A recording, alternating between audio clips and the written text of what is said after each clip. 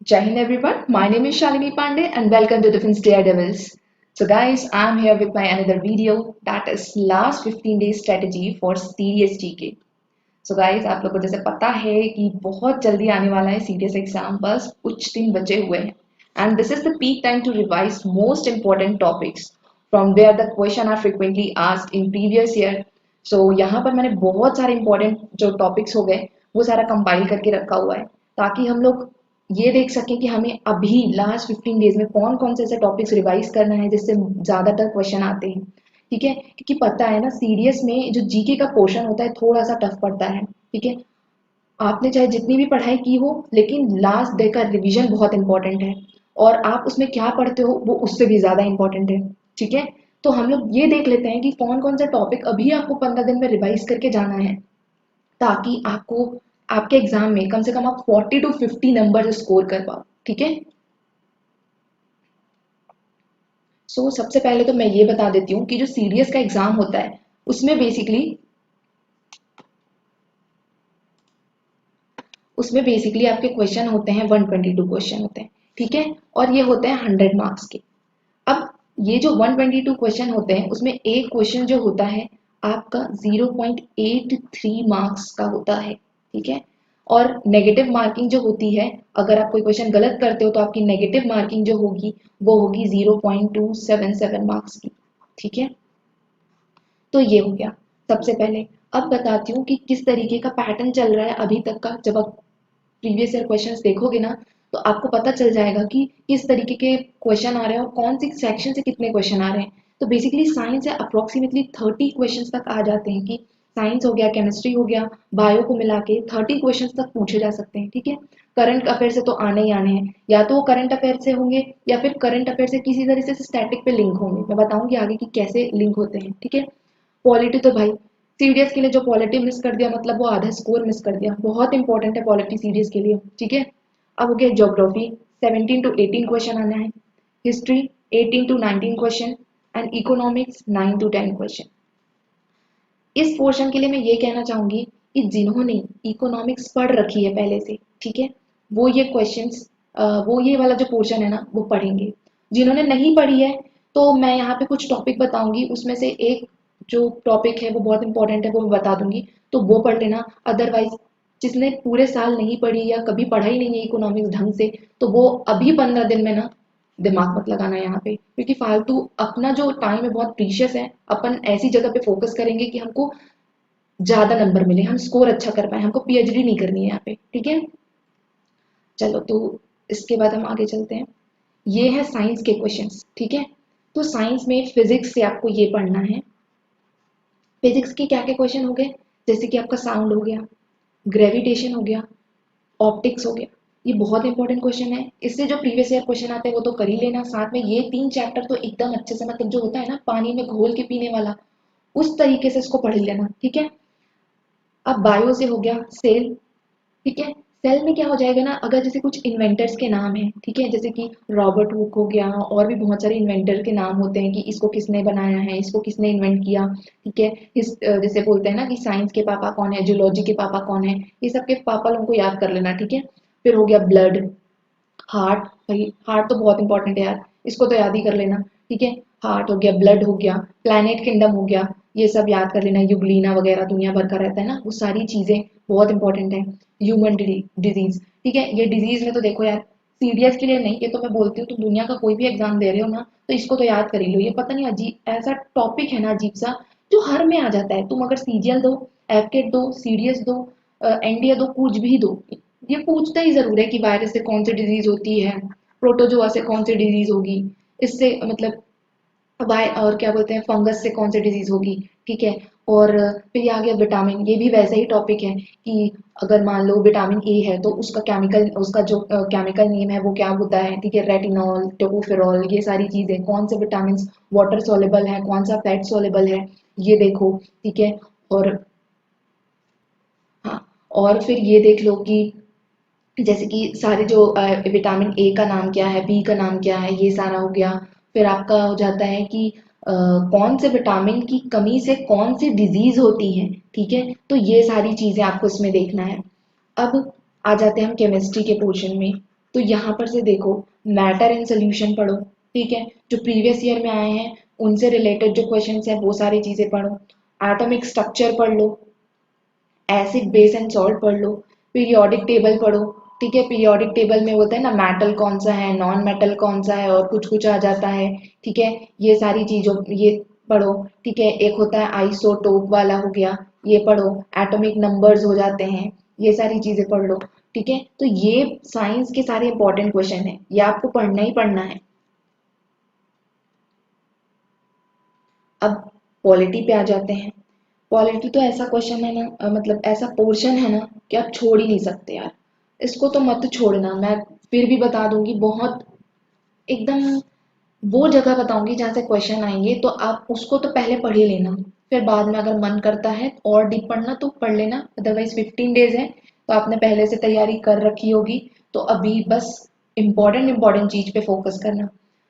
अब इसमें देखो प्रियम्बल, प्रियम्बल तो ऐसा चीज है उसको एकदम रट डालना, ठीक है।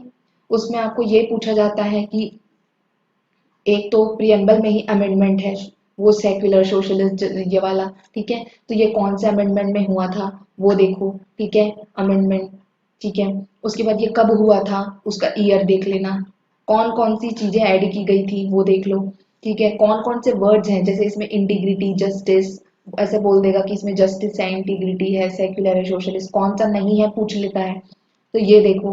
फिर अगर आता है आपका सोर्स, ठीक है, सोर्स में क्या होता है कि हमने डीपीएसपी कहाँ से लिया है, हमने पार्लियामेंट सिस्टम कहाँ से लिया है, ठीक है, हमने ना इमरजेंसी जो प्रोविजन है वो कहाँ से लिया है, ठीक है, बहुत सारी चीजें अधिनियम से जो ली गई हैं वो चीजें हो गई, तो ये सब आपको करना है सोर्स से, ये आना ही आना है, ठीक है। पार्ट्स एंड शेड्यूल आपको पता होना चाहिए, ये भी अच्छे से कर लेना कि कौन से पार्ट में क्या है, कौन से शेड्यूल में किसकी बात की गई है, और वो जो लैंग्वेज वाला शेड्यूल है ना वो तो एकदम अच्छे से कर लेना है आपको, कि कौन कौन सी लैंग्वेज जो लैंग्वेज ऐड हुई थी, कौन कौन सी लैंग्वेज ऐड हुई हैं, ठीक है, कब कब हुई हैं, ठीक है, ये सारी चीजें आपको करना है।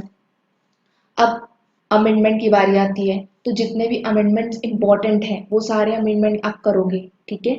अब हो जाता है फंडामेंटल राइट्स, फंडामेंटल राइट्स में जितनी भी चीजें हैं आप एकदम क्लैरिटी के साथ उसको अंडरस्टैंड कर लेना, क्योंकि ये आपका एफकेट का एग्जाम नहीं है कि आपको ऐसा पूछा कि अ, स्वतंत्रता का अधिकार किसमें है, कि धार्मिक स्वतंत्रता का अधिकार किसमें है, आपको ये नहीं बताना है, आपको वो बहुत थोड़ा सा डीप में पूछता है तो आप इसको समझ के पढ़ना, ठीक है। अब ये हो गया आपका डीपीएसपी, डीपीएसपी में आपके बहुत सारे रूल्स एंड रेगुलेशंस जो भी हैं, बहुत इंपॉर्टेंट इंपॉर्टेंट, मतलब सबको एक अधिकार मिलना चाहिए समान वेतन वाला, तो इसमें ये आएगा, क्लियर। अब हो गया फंडामेंटल ड्यूटीज, फंडामेंटल ड्यूटीज में भी बहुत सारे लोगों को कंफ्यूजन रहता है कुछ कुछ चीजों में, वो आप एकदम क्लियर, ये सारी चीजें जो है ना ये रट्टा वाली चीजें नहीं है, इसको आप समझ के पढ़ो क्योंकि सीरियस रट्टा से नहीं निकलेगा, ये डेड एंट्री है बॉस, ये एफकेट एंट्री नहीं है, या फिर कोई इजी एंट्री नहीं है जिसमें स्टैटिक पूछा जाए, ठीक है। तो इसमें हमको पूरा क्लियर कॉन्सेप्ट लेके चलना पड़ेगा। प्रेसिडेंट है, प्रेसिडेंट में वो पढ़ो, इम्पीचमेंट पढ़ लो, ठीक है, इम्पीचमेंट पढ़ो, और उनको जो पार्डनिंग पावर मिलती है ना वो, ठीक है। ये प्रेसिडेंट के तो सारे आर्टिकल्स पढ़ लो, बहुत इंपॉर्टेंट है। गवर्नर के भी, गवर्नर और प्रेसिडेंट सेम सेम रहता है थोड़ा, तो ये आप पढ़ लो। उसके बाद फिर पार्लियामेंट, अभी जैसे चुनाव हुए हैं, चुनाव से रिलेटेड कुछ क्वेश्चंस होंगे कि कहाँ पे कितनी सीट्स हैं, कैसे चुनाव होता है, ऐसा कुछ, मतलब एक चीज बता रही हूँ, जो भी चीजें करंट अफेयर्स में रहेंगी ना, तो वो कहीं ना कहीं आपके पॉलिटी, अगर पॉलिटिक्स से रिलेटेड कोई चीज करंट अफेयर्स में है तो वो पॉलिटी से रिलेटेड चीजें में पूछ लेता है, मतलब कि अगर चुनाव हुआ है तो चुनाव किस आर्टिकल में है, उसमें कुछ अमेंडमेंट होगा वो पूछ लेगा, अगर कुछ फेमस चीज हुई होगी तो वो पूछ लेगा, ठीक है। तो आप प्रिडिक्ट कर सकते हो कि कहाँ से आपको क्वेश्चन पूछा जाएगा, अगर आप करंट अफेयर फॉलो करते हो तो आपको समझ आ जाएगा कि कौन सा इंपॉर्टेंट है।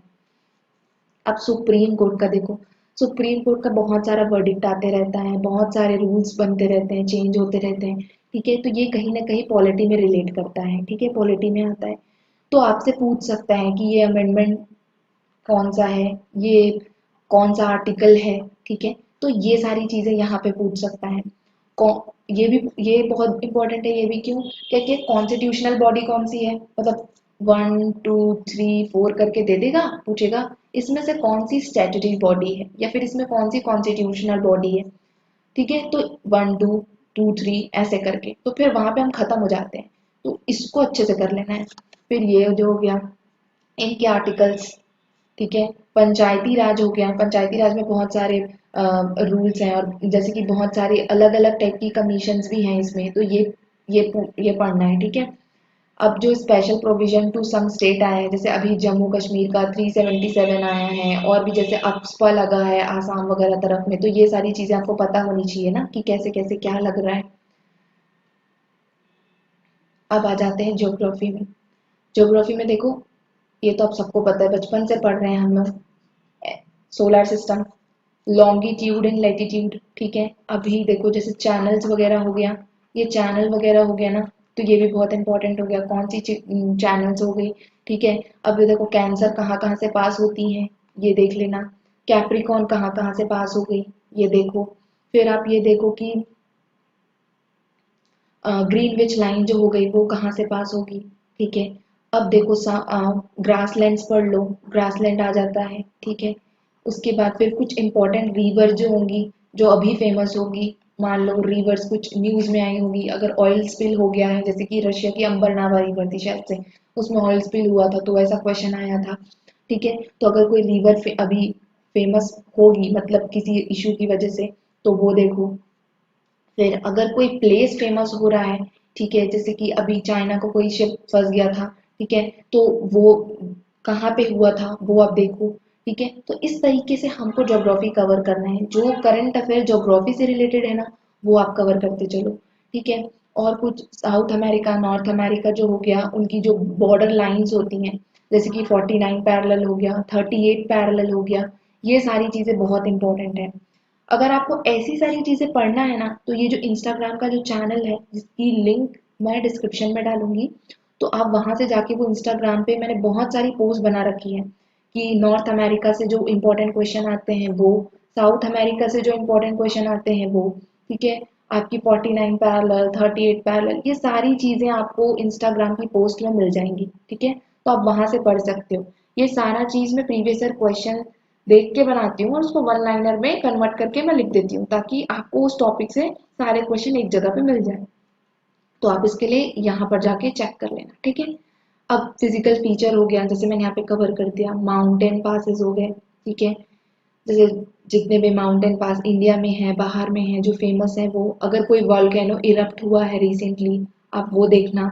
अगर कोई सुनामी या फिर कोई तूफान वगैरह आया है, तो वो देखो, उसका नाम किस कंट्री ने दिया है वो भी देखो। ठीक है, एक चीज और याद आ रही है, मिलिट्री एक्सरसाइज। ठीक है, ये तो देख ही लेना भाई, ये तो आने ही आनी है, एक ना एक तो पूछेगा।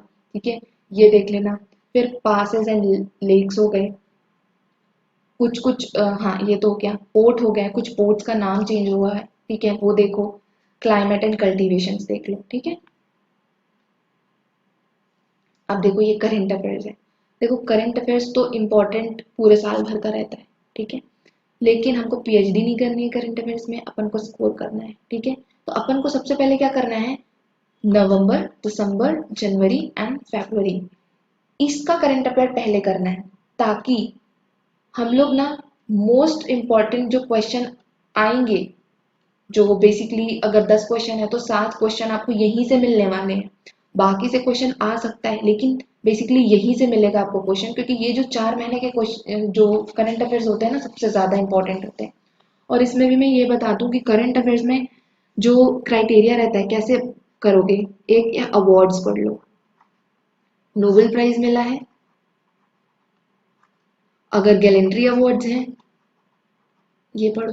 ठीक है, कोई एकेडमी अवार्ड है, ऑस्कर अवार्ड है।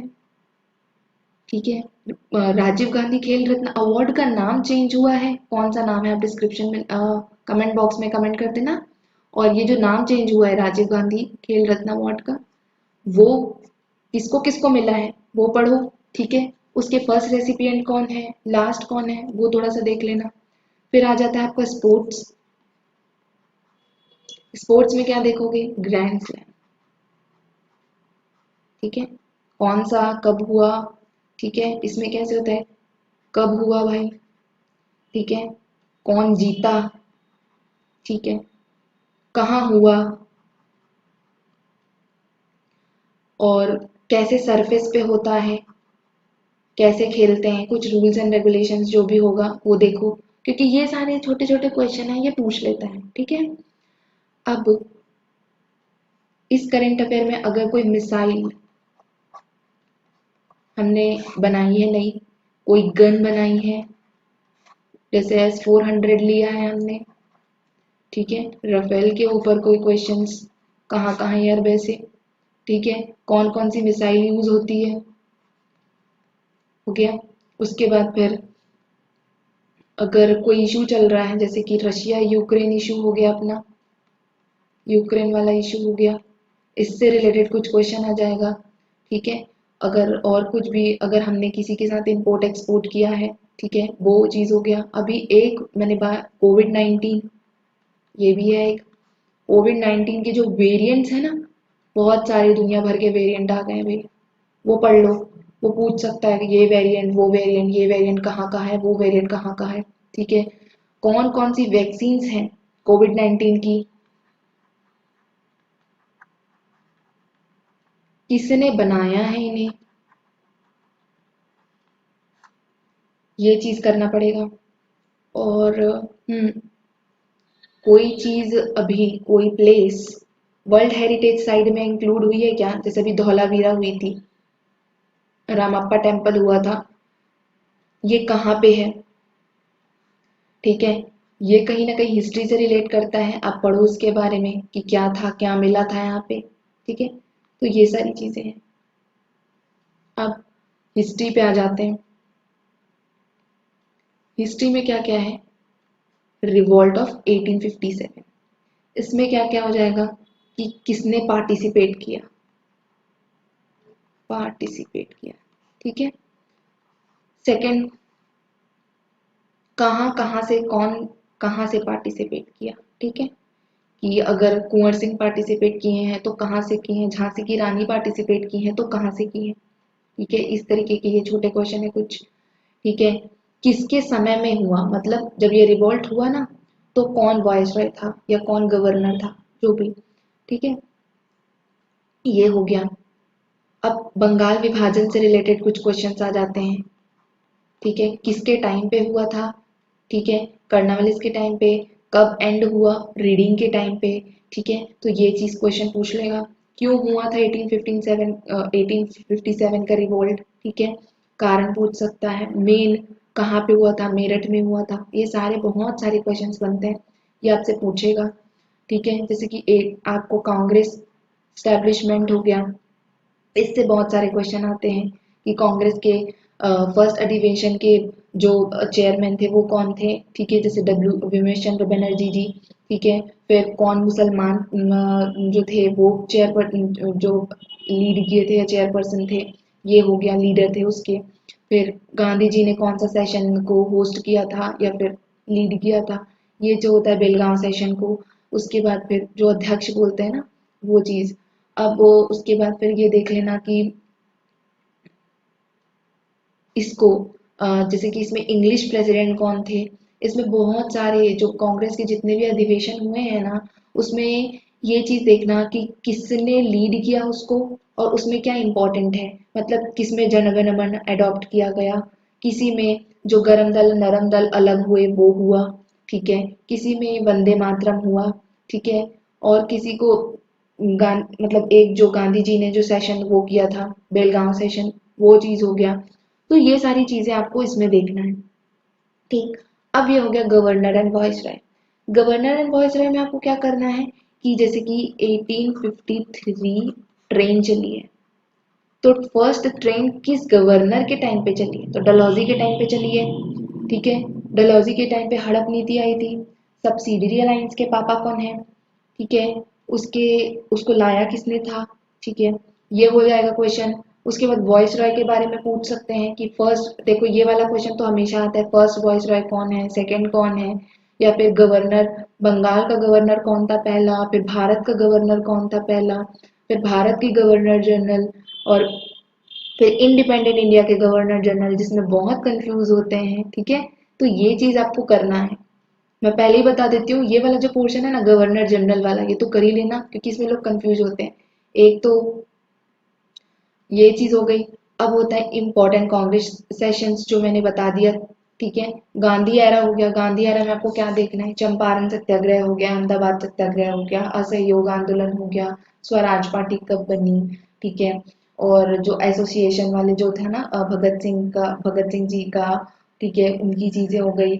और काकोरी केस हो गया। ये सारी चीजें जो है ना, उनका ईयर बहुत इंपॉर्टेंट है, ठीक है। क्योंकि अगर आप पढ़ रहे हो ना पहले से, तो आपको पता होगा सारी चीजें, तो ये सारी ईयर्स रिवीजन कर लो। और ना वॉर का जो टाइम होता है ना, कि जैसे कि पानीपत का फर्स्ट वॉर हुआ, सेकेंड वॉर हुआ, थर्ड वॉर हुआ, ये कब कब हुआ, ये कुछ वॉर बहुत इंपॉर्टेंट होते हैं। मॉन्यूमेंट्स कुछ इंपॉर्टेंट होते हैं, मिडिवल हिस्ट्री जो होती है उससे भी बहुत सारे क्वेश्चंस बन जाते हैं, ठीक है। तो वो चीजें पढ़ लो। अब ये हो गया रिवोल्यूशनरी मूवमेंट। रिवोल्यूशनरी मूवमेंट में क्या हो जाएगा, अब ये मैंने बता दिया कि आपके क्या क्या रिवोल्यूशनरी मूवमेंट है, तो आपको एक आइडिया लग गया होगा कि क्या क्या पढ़ना है, ठीक। अब अपन आते हैं इकोनॉमिक्स पे। मैंने जैसे पहले कहा था, मैं अभी भी बोलूंगी कि इकोनॉमिक्स में आप अगर पहले से पढ़ रहे हो तो अभी पढ़ो, नहीं पढ़ा है पहले से तो मत पढ़ो। अभी लास्ट मोमेंट पर दिमाग खराब करने का कोई जरूरत नहीं है। बस ये 5 ईयर प्लान पढ़ लो, आ गया तो ठीक, नहीं तो कोई बात नहीं। क्योंकि इकोनॉमिक्स एक दिन में खत्म होने वाला सब्जेक्ट नहीं है, या 15 दिन में आप उसको कवर नहीं कर सकते हो। तो वो सारी चीजें पढ़ो जो प्रोडक्टिव हो, जो काम आए, ठीक है। So that's all from my side guys, wish you all the best for your exam, ठीक है। ये 15 दिन बस दिल लगा के पढ़ाई करो, क्योंकि क्या है ना, आज का जो टाइम है, अभी का जो टाइम है, वो आपको भगवान भी वापस ला के नहीं देख सकता। अगर एक बार चला गया ना, तो फिर वो चला जाएगा, ठीक है। और ये अटेम्प्ट ऐसे ही आसानी से नहीं मिलते हैं, ठीक है। ये यूनिफॉर्म भी आसानी से नहीं मिलती है। तो अगर आपको कुछ डिफरेंट करना है, तो आपको डिफरेंट तरीके से प्रिपरेशन करना पड़ेगा।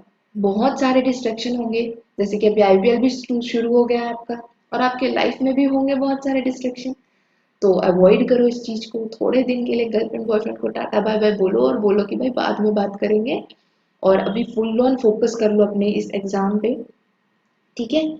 और that's it from my side guys. अच्छे से प्रिपरेशन करना, और सबसे इम्पोर्टेंट चीज़ है अपने ऊपर भरोसा रखना कि यू कैन डू इट, ठीक है। कि बस करना है, मतलब करना है, जब तक तोड़ेगा नहीं तब तक छोड़ेगा नहीं, बस। तो बस यही सोचना है और बस कर देना है, ठीक है। So thanks for watching and stay tuned.